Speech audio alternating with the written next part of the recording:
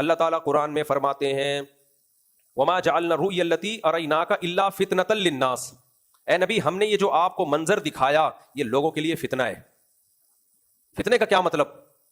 آزمائش ہے۔ کچھ لوگ جن کا خدا پر پورا ایمان نہیں ہے وہ نہیں مانیں گے اس کو، کہیں گے اٹ ازنٹ پاسبل، تبھی تو فتنہ بنے گا نا۔ یہ اگر یہ خواب ہوتا تو آزمائش تھوڑی ہوتی۔ مشرکین کہتے ہیں یار ہمیں بھی بہت سے خواب آتے رہتے ہیں، آپ کو بھی آ گیا کہ تو کیا ہو گیا، آپ کو بھی خواب آ گیا تو کیا ہو گیا بھائی، آ جاتے ہیں خواب میں، کیا کچھ آ جاتا ہے، تو آپ کو بھی آ گیا۔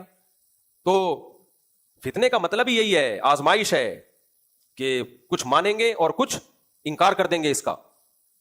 اور آگے وَالشَّجَرَةَ الْمَلْعُونَةَ فِي الْقُرْآنِ، قرآن کہہ رہا ہے یہ بھی جو آپ کو ہم نے منظر دکھایا آزمائش، اور وہ درخت بھی آزمائش بنایا لوگوں کے لیے جو ملعون درخت ہے جس کو زقوم کہا جاتا ہے۔ تو اللہ نے اس درخت کو اور نبی کی معراج کو ایک ساتھ ذکر کیا یہ بتانے کے لیے کہ دونوں عقل سے بالا تر ہیں، دونوں سائنس کو چیلنج کرتے ہیں۔ تو اگر یہ خواب میں ہوتے تو سائنس کو چیلنج کیوں کر رہے ہوتے بھائی؟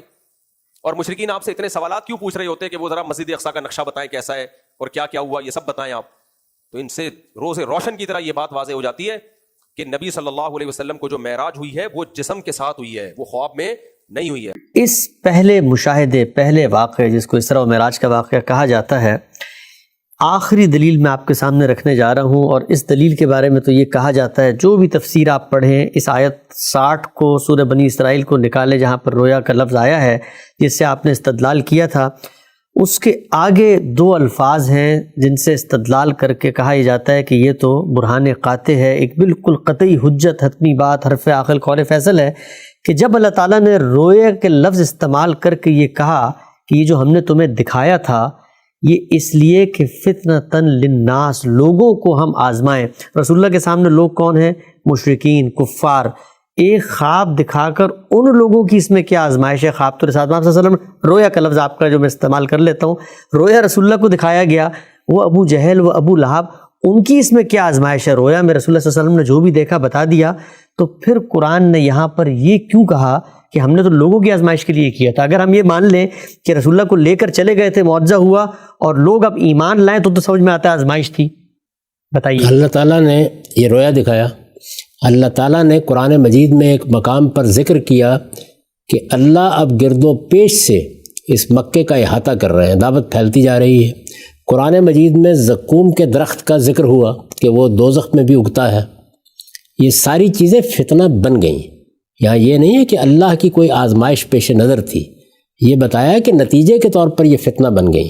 یہ بالکل وہی اسلوب ہے جو ایک دوسرے مقام پر ہے کہ ہم نے تو انسانوں کو جہنم کے لیے گویا کاشت کیا تھا، پیدا کیا تھا، تو یہ نتیجے کا بیان ہوتا ہے اور بہت بلیغ اسلوب میں یہ بات فرمائی گئی ہے۔ استاد امام نے اس پر بھی بہت خوبصورت نوٹ لکھا ہے، اس کو بھی آپ سن لیجئے اور پھر دیکھیے کیا پہلو تھا۔ یہ ان کا عنوان ہے واقعہ معراج پر رد عمل۔ وہ لکھتے ہیں رویا سے یہاں اشارہ واقعہ معراج کی طرف ہے، یہ آیت 60 پر ہے۔ یہ تو آپ نے بتایا تھا، ابن کثیر نے بھی، کہ سارے علماء سب مانتے ہیں۔ رویا سے یہاں اشارہ واقعہ معراج کی طرف ہے جس کا ذکر سورہ کے شروع میں گزر چکا ہے۔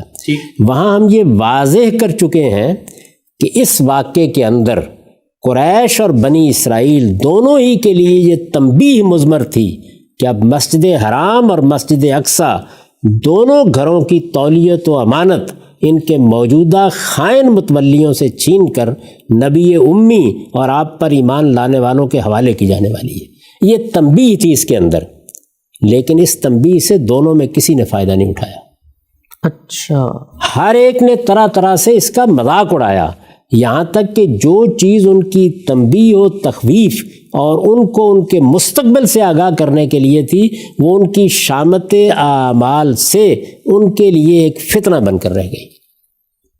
یہ مطلب آیت کا، یعنی جو چیز تمہاری تنبیہ کا ذریعہ تھی، جس سے تمہیں خبردار کرنا مقصود تھا تاکہ تم اپنے انجام کو سمجھ لو، اس کو تم نے فتنہ بنا لیا، طرح طرح کی استہزاء کا موضوع بنا لیا، طرح طرح سے مذاق اڑانے کا موضوع بنا لیا۔ یہ مذاق وہ رسالت میں آپ صلی اللہ علیہ وسلم پر آنے والی وحی کا بھی اڑاتے تھے، یہ مذاق انہوں نے باقی چیزوں کا بھی اڑایا، چنانچہ ایک ایک کا پھر انہوں نے حوالہ دیا ہے۔ یہاں 3 چیزیں بیان ہوئی ہیں۔ پہلی چیز کیا بیان ہوئی تھی؟ پہلی چیز یہ بیان ہوئی تھی کہ اللہ تعالیٰ نے یہ فرمایا کہ الم یرو انا ناتی الارض ننقصها من اطرافها، یعنی کیا یہ دیکھ نہیں رہے ہیں کہ گرد و پیش سے ہم کس طرح دعوت کو پھیلا رہے ہیں اور مکے کا احاطہ کرتے چلے جا رہے ہیں؟ اس کو بھی نشانہ استہزاء بنا لیا گیا۔ تو استہزاء کا نشانہ بنانے یا اس کے اوپر طرح طرح کی باتیں کرنے کے 10 پہلو ہوتے ہیں کہ جن کو سمجھنے کی کوشش کرنی چاہیے۔ پھر یہ کہ یہ واقعہ جب بیان کیا رسالت میں آپ صلی اللہ علیہ وسلم نے، تو آپ نے تو اللہ کی طرف سے بیان کیا نا۔ جب آپ اپنی وحی کو بیان کرتے تھے تو اللہ ہی کی طرف سے بیان کرتے تھے نا، وحی آسمان پر لے جا کر تو نہیں ہوتی تھی، یہی زمین پر ہوتی تھی۔ رسول اللہ صلی اللہ علیہ وسلم جب یہ کہتے تھے تو اس وحی کی بنیاد پر کہ آپ نے یہ کہا کہ مجھ پر اللہ کی وحی آتی ہے، آپ کو مجنون کہا گیا، خاکم بدہن، طرح طرح کی باتیں آپ کے بارے میں کی گئیں۔ ایسا ہی معاملہ یہاں ہوا، یعنی جب رسالت میں آپ صلی اللہ علیہ وسلم نے یہ بتایا لوگوں کو کہ اللہ تعالیٰ نے مجھے یہ سیر کرائی ہے اور اس طریقے کے مشاہدات ہوئے ہیں اور مجھے یہ نشانیاں دکھائی گئی ہیں، تو اس کو استہزاء کا نشانہ بنا لیا گیا کہ دیکھیے اب یہ کہہ رہے ہیں کہ اللہ ان کو اس طرح سے لے گیا تھا، اب یہ فرما رہے ہیں کہ اللہ تعالیٰ نے یہ مشاہدہ ان کو کرا دیا، اب یہ کہہ رہے ہیں کہ یہ بیت المقدس ہو آئے ہیں، اور اب یہ کہہ رہے ہیں کہ اچھا بیت المقدس بھی ان کے حوالے کیا جانے والا ہے۔ تو اصل میں یہ استہزاء کے پہلو ہیں جو اگر سیاق کو سباق کو سامنے رکھ کر آپ دیکھیں گے، اس کا ذکر اس آیت میں کیا گیا ہے کہ ہم نے تو ان کو ایک اطلاع دی تھی کہ غور کرو خدا کے بندو کیسے مکے کے اطراف میں دعوت پھیلتی جا رہی ہے۔ یہ بتایا تھا کہ وہ زقوم کا کیا درخت ہوگا کہ جو لوگوں کے لیے کھانے کا ذریعہ بنے گا جہنم میں، اس سے مراد کیا تھی کہ یہ اس سے عبرت حاصل کرتے، اثر حاصل کرتے، اس سے تخفیف حاصل کرتے، اس سے تنبیہ حاصل کرتے۔ اس کے بجائے انہوں نے اس کو مذاق کا نشانہ بنا لیا۔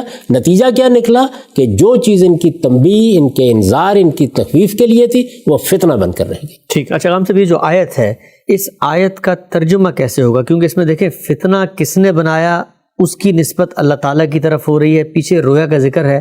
آپ اگر اپنی تفسیر سے مجھے بتا سکیں کہ اس آیت کا ترجمہ کیا ہے جو کیا جائے گا اس کی تالیف کلام کی روشنی میں۔ یہ میں ترجمہ آپ کے سامنے رکھ دیتا ہوں، آیت 60 کا، اس کو آپ دیکھ لیجئے۔ کیونکہ جو عام طور پہ ترجمہ اس کا کیا گیا ہے وہ یہی ہے کہ اللہ تعالیٰ نے یہ دکھایا ہے تاکہ اللہ جو ہے وہ ان کو آزمائے۔ یہ چیز زیر بحث ہی نہیں ہے یہاں پہ، یعنی آیت یہ ہے کہ وَإِذْ لَكَ إِنَّ رَبَّكَ أَحَاطَ بِالنَّاسِ وَمَا جَعَلْنَا الرُّؤْيَا الَّتِي أَرَيْنَاكَ إِلَّا فِتْنَةً لِلنَّاسِ وَالشَّجَرَةَ الْمَلْعُونَةَ فِي الْقُرْآنِ وَنُخَوِّفُهُمْ وَمَا يَزِيدُهُمْ إِلَّا طُغْيَانًا كَبِيرًا۔ پوری بات اللہ تعالیٰ نے بیان کر دی ہے۔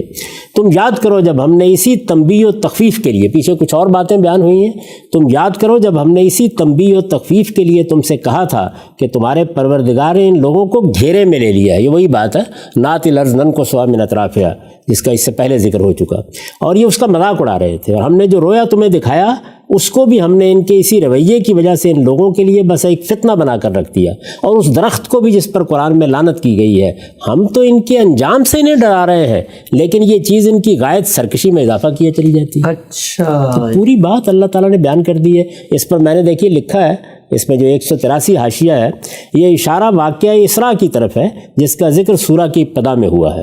اس میں چونکہ قریش اور بنی اسرائیل دونوں کے لیے یہ تنبیہ مضمر تھی کہ مسجد حرام کے ساتھ اب بیت المقدس کی امانت بھی نبی صلی اللہ علیہ وسلم کے حوالے کی جا رہی ہے، اس لیے اس کا بھی مذاق اڑایا گیا کہ لیجئے اب یہ بیت المقدس پر بھی قبضہ کرنے جا رہے ہیں۔ یہاں تک کہ استاذ امام کے الفاظ میں جو چیز ان کی تنبیہ و تخفیف اور ان کو ان کے مستقبل سے آگاہ کرنے کے لیے تھی، وہ ان کی شامت اعمال سے ان کے لیے فتنہ بن کر رہ گئی۔ تو اللہ تعالیٰ نے خود بیان کر دیا ہے کہ ہمارا مقصد یہ تھا کہ یہ چیزیں تمہارے لیے تنبیہ کا باعث بنے، وَنُخَوِّفُهُمْ، لیکن نتیجہ کیا نکلا؟ بجائے اس کے کہ تم اس سے اللہ کا ڈر حاصل کرتے، اللہ کا تقوی حاصل کرتے، اس سے خبردار ہوتے، اس سے تنبیہ حاصل کرتے، ہم نُخَوِّفُهُمْ، لیکن تمہارا معاملہ کیا ہے؟ فَمَا يَزِيدُهُمْ إِلَّا طُغْيَانًا كَبِيرًا۔ اچھا، کہ یہ تم ہو جو اس چیز کو فتنہ بناتے، فتنہ بنا رہے ہو۔ تو اس پہ اللہ تعالیٰ کی طرف ایسی چیزوں کی نسبت نتیجے کے لحاظ سے ہوتی ہے۔ اس کی قرآن مجید میں بہت سی مثالیں آپ کو مل جائیں گی۔ خان صاحب، بہت ہی آپ نے خوبصورتی سے یہ پہلو بھی واضح کیا۔ روایت میرے سامنے ہے، آپ نے بھی پڑھی ہوگی، جس میں رسول اللہ صلی اللہ علیہ وسلم نے، قرآن نے تو بتا دیا کہ آپ کے ساتھ یہ واقعہ ہوا، آپ صلی اللہ علیہ وسلم خود جب لوگوں میں اگلی صبح آئے ہیں اور آپ نے ان کو یہ بتایا ہے کہ میرے ساتھ یہ واقعہ ہوا ہے، تو لوگوں نے آگے سے واقعے کی تفصیلات پوچھی کہ اچھا اگر آپ گئے تھے بیت المقدس تو بتائیے وہاں کیا چیز کیسے ہے۔ اس پر آپ نے حوالہ بھی دیا تھا، ایک ضمنی طور پہ اشارہ کیا تھا، جس وقت ہم سیدنا ابن عباس کی رائے کے بارے میں جان رہے تھے آپ سے، کہ آپ صلی اللہ علیہ وسلم خود تھوڑے سے، جس کو آپ کہتے ہیں تردد کا، آپ نے اظہار کیا، اور وہ پھر اللہ تعالیٰ نے آپ کو دکھائی اور وہ پھر آپ نے بیان کر دی۔ سوال یہ ہے، علماء کا نقطہ اس استدلال میں یہ ہے کہ اگر تو یہ رویا تھا تو رسول اللہ صلی اللہ علیہ وسلم کو اس تردد میں جانے کی ضرورت کیا تھی؟ وہ سمپل یہ کہتے کہ بھائی وہ تو خواب تھا، خواب کی تفصیلات مجھ سے کیوں پوچھ رہے ہو؟ اور آپ کو پھر اللہ نے دوبارہ سے وہ ساری چیزیں دکھائیں۔ اگر تو وہ رویا تھا تو رویا کی تفصیلات کا جواب تو ان کو دینا چاہیے تھا کہ رویا کی تفصیلات کیوں پوچھ رہے ہو مجھ سے؟ آپ نے تو پوری کی پوری تفصیلات بیان کر دی آگے۔ نہیں، رسول اللہ صلی اللہ علیہ وسلم نے کہا تھا مجھے اللہ لے گیا، اللہ تعالیٰ نے یہ رویا مجھے دکھایا۔ تو جب اللہ لے گیا اور اللہ تعالیٰ نے یہ سب چیزیں مجھے دکھائیں تو پھر تو ظاہر ہے کہ پھل کی صبح ہونی چاہیے نا، پھر ہر چیز واضح ہونی چاہیے، اس میں پھر کوئی ابہام نہیں ہونا چاہیے، یہ پھر کوئی بھولنے کی چیز نہیں ہونی چاہیے۔ یہ ساری چیزیں اس پہلو سے ہیں۔ تو جب رسالت باب صلی اللہ علیہ وسلم نے اس رویا کی نسبت اللہ تعالیٰ سے کر دی اور یہ بتا دیا کہ یہ سب واقعہ اس طرح پیش آیا ہے، اور جب اللہ رویا میں لے گیا ہے تو حقیقت ہے، واقعہ ہے، دیکھا گیا ہے، پھر تو ایک ایک چیز مستحضر ہونی چاہیے۔ تو انہوں نے اس کے لحاظ سے سوال کیا ہے، لیکن رسالت باب صلی اللہ علیہ وسلم اس تشویش میں مبتلا ہوئے کہ چیزیں اس طرح تو نہیں یاد رہتی جس طرح یہ پوچھ رہے ہیں، اور پوچھنے والے کسی چیز کو حقیقت میں جاننے کے لیے تو پوچھ نہیں رہے تھے، استہزاء کے لیے پوچھ رہے تھے، مذاق اڑانے کے لیے پوچھ رہے تھے، جزیات تک۔ آپ ویسے بھی اگر کسی جگہ پہ جائیں، جسمانی طور پر بھی جائیں، تو کیا ایک ایک چیز کو گن کر آتے ہیں کتنے ستون تھے، کیا چیز تھی؟ تو انہوں نے جب یہ سوالات کیے تو آپ کو تشویش ہوئی کہ اب یہ لوگ مجھے استہزاء کا نشانہ بنائیں گے اگر کوئی چیز خلاف واقعہ ہوئی۔ اچھا، تو اس کے جواب میں اللہ تعالیٰ نے یہ اہتمام کیا کہ جیسے اس وقت رات میں رویا دکھایا گیا تھا، اسی طریقے سے اب بیداری میں ایک چیز سامنے آ گئی، اور رسالت باب صلی اللہ علیہ وسلم نے ایک ایک چیز کو دیکھ کر، جیسے کہ اس روایت میں آتا ہے کہ گویا عقیل کے گھر کے قریب مسجد پڑی ہوئی ہے اور میں اس کی نشانیاں لوگوں کو بتاتا چلا جا رہا ہوں۔ تو یہ اس پہلو سے یہ بات کہی گئی ہے۔ لیکن ان ساری باتوں کے بعد میں آپ سے یہ پوچھتا ہوں کہ یہ اعتراضات کس پر ہو رہے ہیں، یہ سوالات کس سے کیے جا رہے ہیں؟ یعنی یہ واقعہ بیان ہوا تھا سورہ کے شروع میں نے، استاذ امام نے، کسی اور نے یہ رائے قائم کر لی، قرآن کہتا ہے یہ رویا تھا، تو اللہ تعالیٰ کو بتایا جا رہا ہے کہ اچھا آپ نے فرمایا ہے کہ یہ رویا تھا، تو پھر بتائیے کہ اس حدیث کا کیا مطلب؟ ٹھیک صحیح ہے میرے بھائی، قرآن کہتا ہے کہ رویا تھا، وہ رویا ہے، دوسری رائے ہو ہی نہیں سکتی۔ روایت کو سمجھ آ جائے گا کیا محل ہے اور کیا مقام ہے اس کا۔ پہلے اس ترتیب کو درست کرنا چاہیے۔ اصل میں یہی وہ بجلی ہے جو ہمارے خرمن علم پر گری ہے، یعنی اللہ کی کتاب کا دامن پکڑ کر ہم روایات کو نہیں دیکھتے، قصوں کو نہیں دیکھتے، بلکہ دیکھیے پے در پے کس طرح کی باتیں کر رہے ہیں۔ کبھی سبحان، گویا وہ صرف قدرت کی کے بارے میں سوء ظن کے لیے آیا کرتا ہے، پھر اس کے بعد اسرا بعبدہ، الفاظ، افعال وہ کیسے استعمال ہو گئے ہیں، زبان کے عام قاعدے پر استعمال ہوئے ہیں، صفات کیا آئی ہیں، پیش نظر مقصد کیا ہے، وہ ساری چیزیں سمجھنے کی اور فہم و بصیرت کے ساتھ دیکھنے کی ہیں۔ لیکن میں یہ کہتا ہوں کہ اس میں بحث یہ تو ہے ہی نہیں کہ دو آراء ہو سکتی تھیں، دو کا احتمال تھا، اس میں ایک رائے لوگوں نے قائم کر لی، اب آپ ان سے سوالات کر رہے ہیں، تو یہ سوالات تو براہ راست اللہ تعالیٰ سے ہو گئے ہیں۔